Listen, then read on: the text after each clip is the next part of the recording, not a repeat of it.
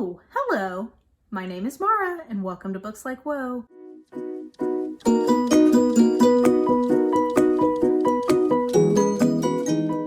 Alrighty guys, it is time once again to talk about anticipated releases for the rest of the year. I try to do these videos roughly 3 times a year, so I usually do one late in a calendar year for the following calendar year. So like I did my first 2020 anticipated releases last November in 2019. Then I do sort of an updated one once we get some firmer dates kind of early in the calendar year. I think I did one for 2020 in February or March. And then I do a third one to round things out to talk about the rest of the year late in the summer once we have a sense of kind of what's going to be actually coming out the rest of the year. So that is what this is. This is sort of my last anticipated release for 2020 type video.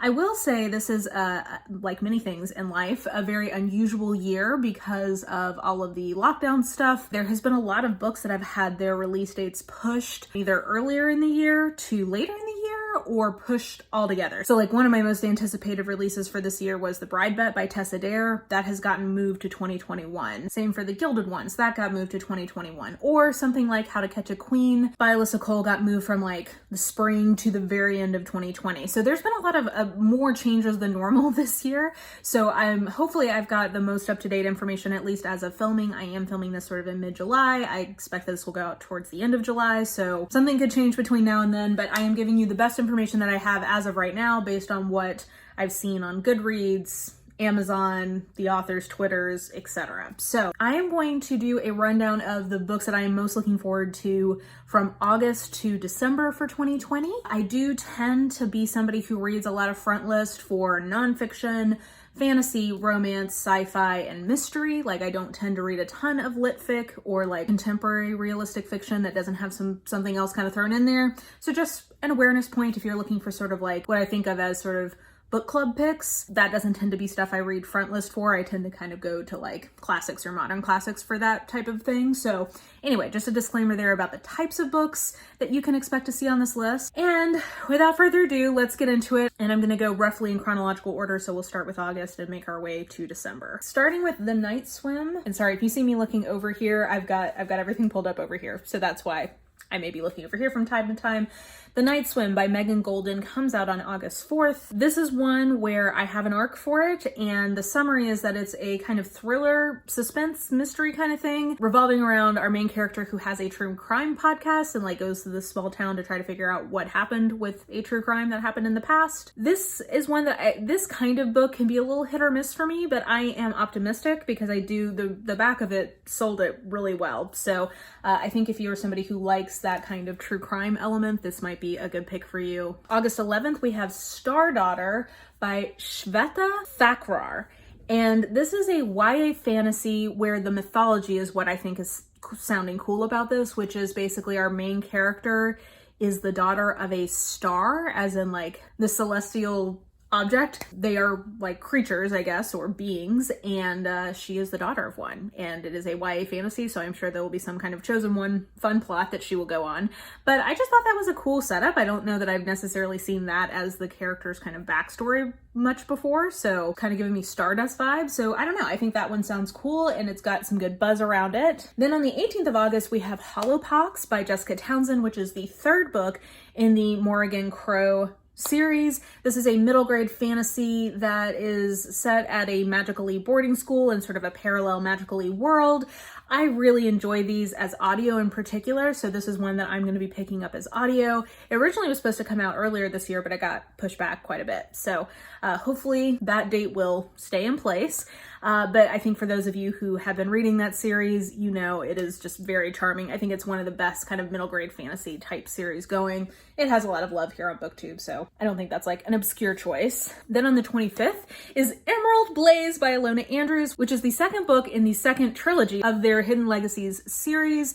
The 5th book overall. I would tell you, please don't start with this book. Go back, at least go back to Sapphire Flames, but really go back to Burn for me because it's just such a great series and like why deprive yourself? Also, you just won't totally know what's going on. But for those of you who read Sapphire Flames, you know why this is very, I can't wait to find out like what's going on. So anyway, I think that will be great. Very excited for that one. Then I've got one on my radar called Elazzo by Darcy Lee Badger. And this is a speculative fiction one that I saw mentioned in somebody's blog about most anticipated SFF picks for the year. And I think that this is one that is drawing on indigenous magical traditions or like mythological traditions in a way that I think sounds super interesting. So I think that this is basically a girl who can like raise dead animals, and somebody in her family dies and she's sort of trying to figure out what happened. So I think there might be sort of like a murder mystery component of it. I don't know. Honestly, the cover of this one really drew me in. I thought it looked absolutely beautiful. I really have loved like Trail of Lightning, for instance, from Rebecca Roanhorse and everything she's been doing. And that has made me much more aware of how much some of the kind of like urban fantasy or like magical realism-y kind of things draw from European kind of mythical traditions, and how exciting and fresh it feels to have ones that are drawing from indigenous kind of traditions like that. So I just think that this should be interesting and a little off the beaten path from what I've typically gotten in this kind of genre. So I think that one should be interesting. And then in terms of books that I had ARCs for and have already read that come out in August, You Had Me at Ola by Alexis Daria is a contemporary romance that was really charming. I gave this 4 stars. It's basically 2 actors who are going to be in sort of a telenovela kind of thing, but it's going to be on the equivalent of like a Netflix streaming service. And it's the 2 of them and all of their family stuff, and them like kind of having a very slow burning romance getting together. I felt like atmospherically this was really great. You get to see scenes from the telenovela that's really fun with their characters. Like, this was just such a great time. If you're looking for a really well-written, fun contemporary romance this summer, like, you're not going to do much better than this one. I thought it was great, and the cover is gorgeous. Say No More comes out on August 11th from Karen Rose. I will tell you, this is one even more so than Emerald Blaze. Well, not even more so, but as much as Emerald Blaze. This is the second book in a trilogy. Don't read this book until you read the first one, which is called Say You're Sorry. Read Say You're Sorry, then come read Say No More. And this is a trilogy, I think, or at least a series set in Sacramento, and it is different crimes kind of circling around this cult that is off the grid in Northern California. The first one was very much like a serial killer-y kind of mystery, and this one is more a bad person from your past coming back trying to get you kind of mystery. These are interesting books. They have interesting pacing that works for me, won't work for everyone, but I definitely really think this was a good follow-up to that first one. I cannot wait to learn, like, we're still on the case, like, investigating this cult. We're finding out more and more about the cult. Like, I can't wait for the next book to find out even more. And all in all, I thought this was really good. I also gave this one 4 stars. On the 18th is Who's That Earl by Susanna Craig. I gave this 3.5 stars. And this is a historical romance that has, I would say, some suspense, mystery kind of elements. I would say that this book would have been better if it had even more of that, but still, if you're looking for sort of an unusual historical, like it's set in Scotland, it's got this woman who is a writer using a male pen name who's writing these sort of like gothic romancy kind of things, and her like long lost love coming back into her life. Like, this felt like sort of an unusual historical, and for that I think it's worth checking out. So Who's That Earl comes out on August 18th. And then the last one that I can recommend, there was another one coming out in August that I can't recommend. The last one I can recommend is Hidden by Laura Griffin, and this is a romantic suspense. And but this one I would say leans more on the suspense than the romance. Like, this reads sort of like a detective thriller with a heavy dose of romance thrown in. And if you've read from Laura Griffin before, you kind of know what her deal is, but it's sort of like crime of the week kind of thrillers that have a lot of procedural elements to them. It always involves usually like a detective from the police, and then either somebody from like a crime lab, or in this case, a reporter who's also on the case. And this one has a really, I think, fun twist on a common trope. And I don't really want to tell you what that is, because I think you just should find out for yourself. That one comes out on the 25th, and that's another one I gave 3.5 stars to and would recommend. So you'll be seeing me pop back in from time to time because, shocking no one, I missed a couple of books. So I have a few that I need to come back in here and add. First, for August, I missed 2. One is The Eighth Detective by Alex Pavesi. This is one that I actually don't know a ton about, but it is kind of a meta mystery story. There's a book that this math professor published that had like 7 perfect stories in it. Later, this editor comes and wants to republish it, but they're gonna go back over the stories, and I think maybe we're gonna find out that like maybe he killed someone. I don't know, we'll find out. But it's like a meta detective story, which tends to be something that works pretty well for me. So that comes out on August 4th. I have an arc for that one. Also, Also, I've pre-ordered Where Dreams Descend by Janella Angeles, and basically this is a YA retelling of Phantom of the Opera, which, if you know me, you know that I actually really love the Phantom of the Opera, and my good friend Bethany at Beautifully Bookish Bethany read this one as an ARC and really enjoyed it. So I think it was originally meant to come out sometime in the spring, but it got pushed back into August, so I have that on pre-order. My first pre-order actually from bookshop.org, so we'll see how all that plays out. As long as it goes okay, I probably will start switching my pre-orders over to them. But anyway, that one is coming out on the 25th, and I think that it just should be really like a fun YA, I think speculative fiction-y kind of thing. Okay, coming into September. On September 1st, we have one of my most anticipated books of the year, which is When No One Is Watching by Alyssa Cole. I love Alyssa Cole. You will see another book on this list from her. And she's usually a romance writer and one of the best romance writers out there. Just in honestly, just in terms of pure like craftsmanship, she is one of the best, aside from how satisfying the books themselves are. And this is her first foray into a like domestic thriller kind of thing. And I think that this is basically a gentrification thriller. And I'm so excited about this. Thank you to William Morrow for getting me an ARC of this. And this is something I am so excited to sink my little teeth into. I think she's just such a great writer. I can't imagine that this is not going to be great. So September 1st for this one. September 8th, I have an ARC for The Darkest Evening from Anne Cleeves. And basically this seems like it's an isolated close circle mystery, which if you guys know, I am a huge fan of that trope. I have like a whole series reviewing isolated close circle mysteries, which is basically where people get trapped together, somebody dies, you realize that more people might be dying, you've got to figure out what's going on. I absolutely love that trope, and that seems to be what this one is. So it looks like they're all snowed in together, maybe. I don't know. I've always heard really good things about Anne Cleeves. I've never read anything from her before, but I'm excited to give this one a go with just a trope that I really love. Also on September 8th is Shadows in Death by J.D. Robb, which is the 51st book in her In Death series, which is one of my all-time favorite series. I've talked about this a lot on this channel. This is the 51st book. I've got my fingers crossed that Macmillan Audio may let me listen to this one early because I really do like the audio for this particular series pretty well, and we'll see what happens. Don't jump in at this book.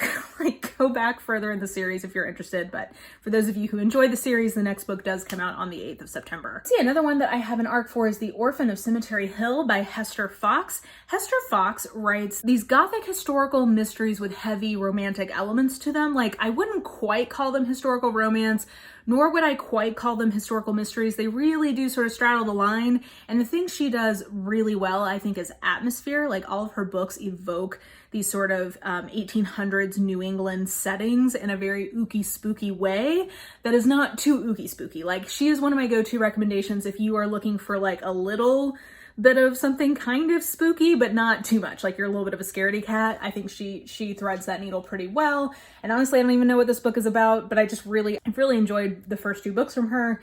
And this one looks like, let's see, okay, it looks like our main character can talk to the recently departed. And she was orphaned. Now she works in a graveyard.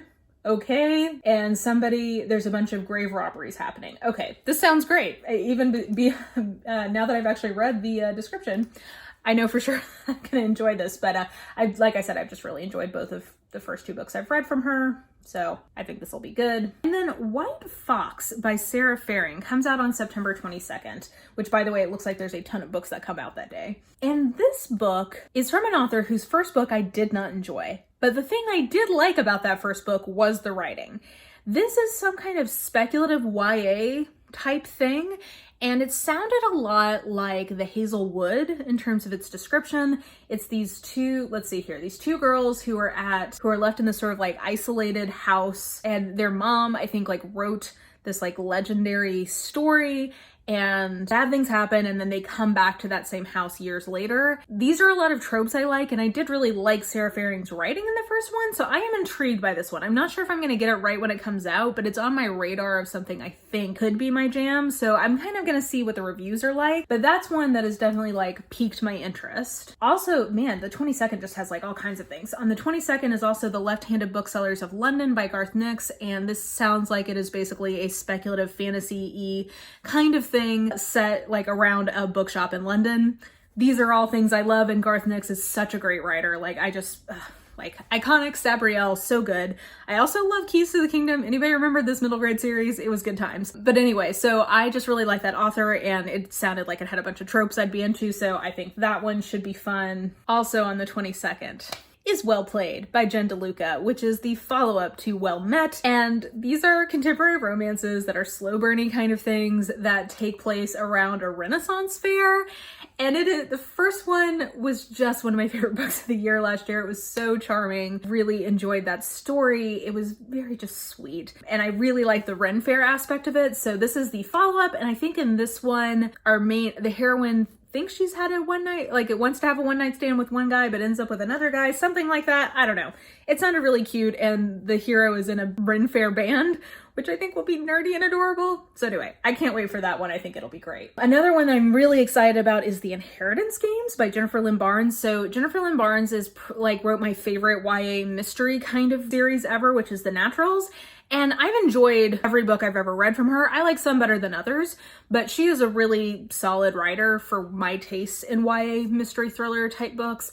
And this one, The Inheritance Game, sounds like it is sort of like the Westing Game. Like the references I've seen are the Westing Game and Knives Out. And I'm just like, this sounds like it is going to be so my thing. So I've got this one pre-ordered and I am way excited about it. I think that this will be a lot of fun. And then also on the 29th is A Deadly Education by Naomi Novik. And this is Naomi Novik doing her take on like a magical boarding school / magical games and like tournament kind of stuff. So I don't know, I've read Uprooted from Naomi Novik and I had mixed feelings about it, but I did really like the writing. And this one, this is another one that I'm curious about. Like it's on my radar.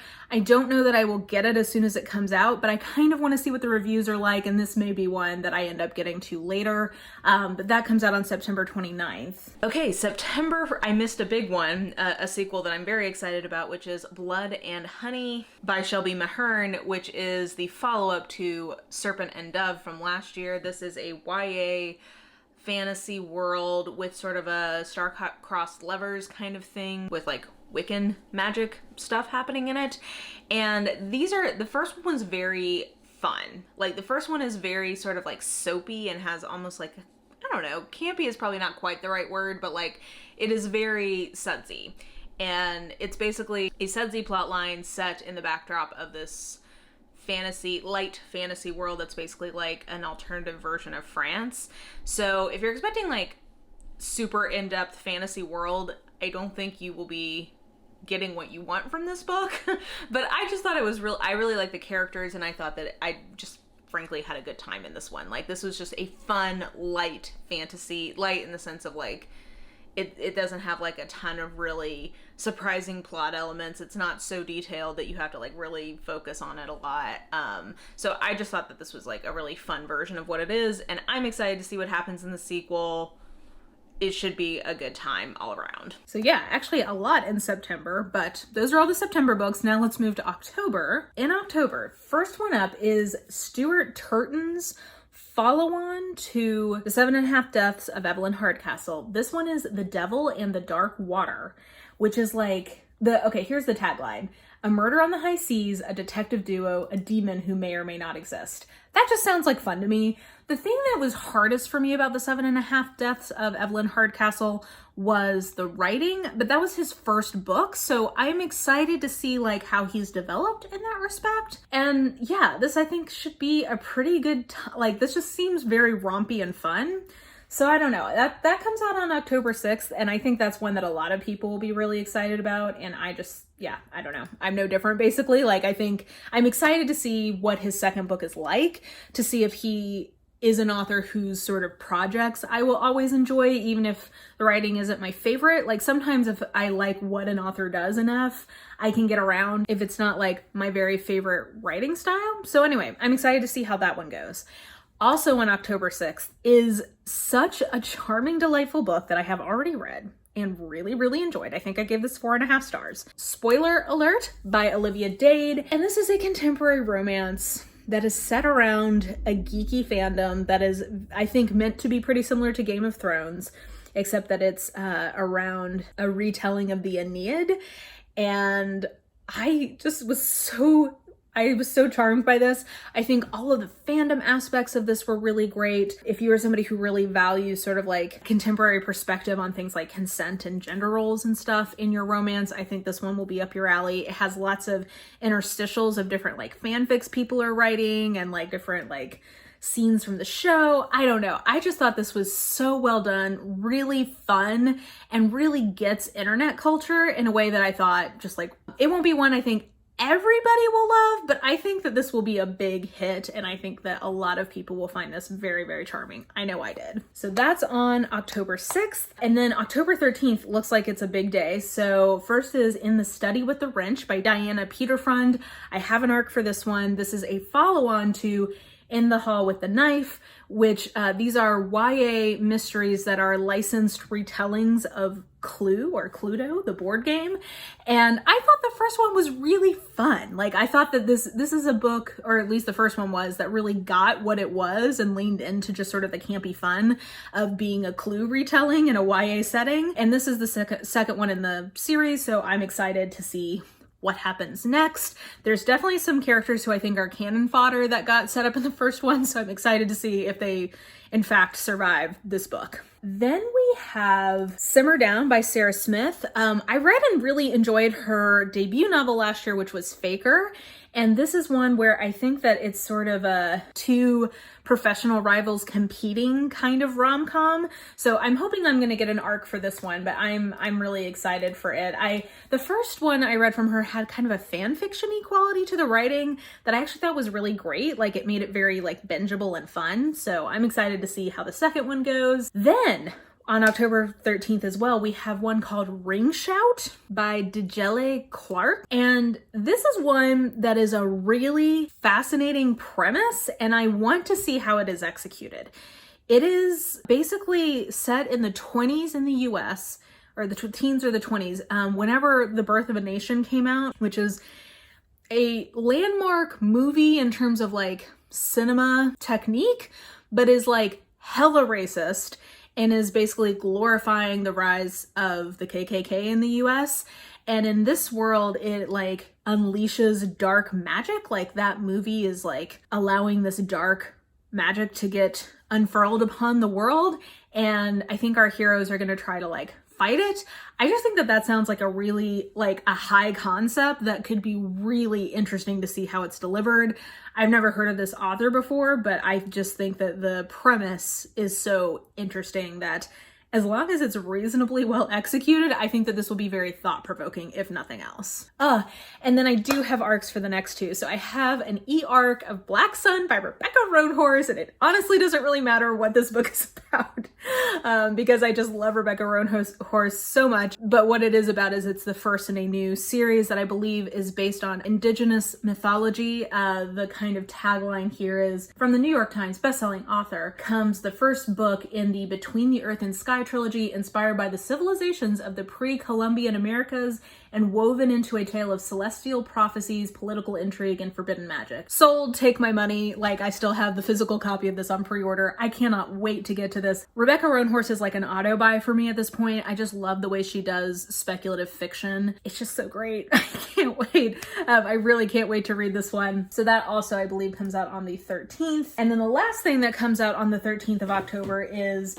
A Golden Fury by Samantha Coho. Thank you to St. Martin's Press, I think, or Wednesday Books for the arc of this one. This is YA fantasy with an alchemist protagonist set in like 1700s France. That just sounded really rad. Yeah, like our main character is trying to get the Philosopher's Stone, and there's ominous forces that will stop at nothing to gain the stone's power. Thea must risk everything she knows and loves in a deadly race to make history. So I think that this is sort of like a YA historical fantasy, but the alchemist bit was what I thought sounded really fun. So thank you to them for giving me an arc of this one. And then my last most anticipated book for October is Crazy Stupid Bromance by Lyssa K. Adams. This is the third in her Bromance book club series, which I think has been a really charming series. I think it's sort of hit or miss. I think some people really like it's a funny series, and humor is always something that is going to be subjective. Like some people are going to love that, some people are not going to think it's funny. These books are very funny to me. They also have a very meta quality to them. Like they are commenting upon the romance genre itself and commenting upon current issues of gender role stuff.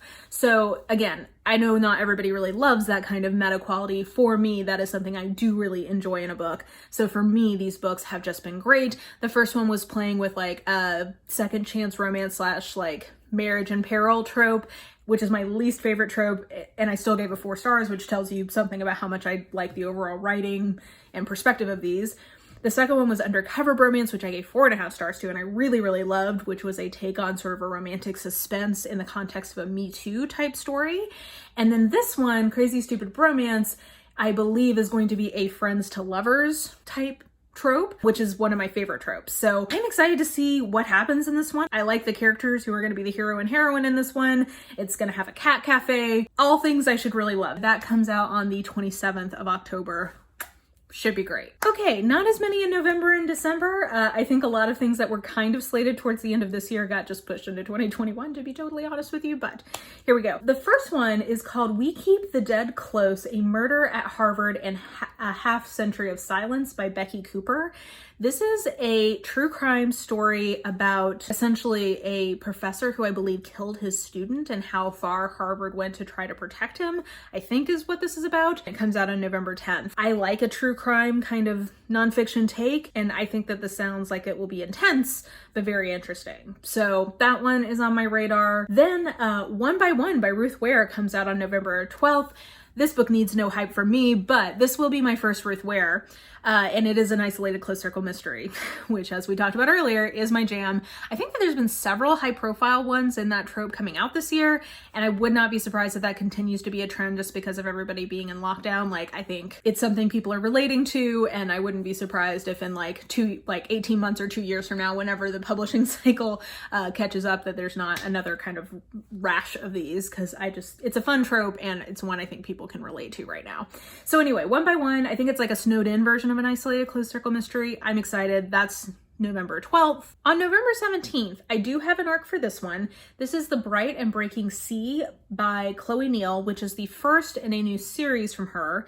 And it is a fantasy series, fantasy historical piratey kind of thing. Basically, like, we've got an orphan who grows up and founds like a school for talented magical girls, and she has become one of the only female captains in the Queen's army. So I think it's like alternative history with a fantasy element kind of thing. And then I think like she and this dude get thrown into sort of like a quest by accident. And Chloe Neal has been a writer of sort of like paranormal or urban fantasy type romances. So I think that this is a fantasy with a heavy romantic element to it, which tends to be something that works pretty well for me. Like fantasies that straddle the line between history and fantasy, or fantasy and romance, or fantasy and mystery, that tends to be a pretty good mix-in sauce for me. So I'm hoping and thinking that this will be an example where that combo works pretty well. So I have an arc for that one, and that comes out on the 17th. Also on the 17th is What We Don't Talk About When We Talk About Fat by Aubrey Gordon. And I requested this because Roxane Gay gave it 5 stars, and Hunger is one of my all-time favorite books. And I think it's one of the books that has dealt most honestly and like candidly with issues around being fat. So I trust her opinion that this is something worth reading. I'm hoping I'll get an arc of this one, and yeah, that comes out on the 17th. I think it's basically like essays about what it is to be fat and how people treat you because of your size, things like that. So I think that will be interesting. And then the last one that I'm excited about for November comes out on November 26th. It is probably my most anticipated book for the rest of the year because it is closing out a trilogy that I so far have very much enjoyed, and that is The Burning God by R.F. Kuang. I am hoping I will get an arc for this one, and this is closing out the Poppy War series. Poppy War is a very bleak, very grim, dark kind of series. It's not for the faint of heart, and you should not start with this book. So if you have been waiting to start on the series until the last book is coming out, I do actually think this book is going to come out in November. At least it looks like it is going to. Now would be a great time to catch up if you are interested in reading up until this point. and I'm very excited to see how this trilogy is going to close out.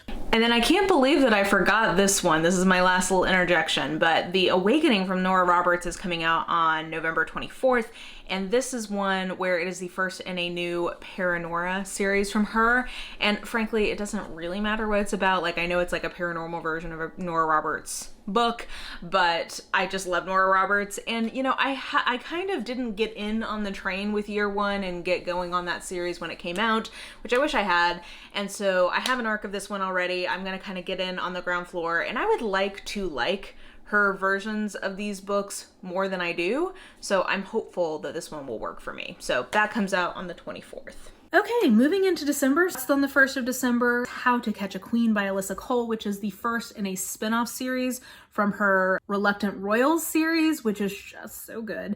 And I cannot wait to read this one. This is, the heroine was the other woman, kind of, not really, but like lightly the other woman in A Princess in Theory, and she is getting her own book, and I cannot wait. I think this is going to be great. Again, Lyssa Cole is just such a great writer. I can't imagine that this won't be pretty fantastic. And then my last book that I know of, at least as of right now, that I'm excited about for the rest of the year is The Case for Keto by Gary Taubes. So Gary Taubes wrote Why We Get Fat, which was like a fantastic book and really revelatory, very life-changing for me. Why We Get Fat is like a fantastic book, like one of my favorite like science writing kind of books ever. So I think that this will be a really interesting book as well. So that rounds out all of the books that I am excited about for the rest of the year. I hope that that was helpful, gives you a sense of some of the things that are on my radar. I'm sure I will not get to all of these, but I think I will get to a good number of them. If not this year, then maybe early into next year. The problem is that there's always so many interesting books coming out and no time to read them all. Such is life. Let me know one of the books that you're most excited about that is coming out sometime in the rest of the year down in the comments below. And I think that that will do it for now. So if you enjoyed this video, please like, subscribe, follow me on the social medias if you are so inclined. I have all that information listed in the description box below, and I think that that will do it. I hope you're having an absolutely lovely day today, and I will just talk to you soon. Bye!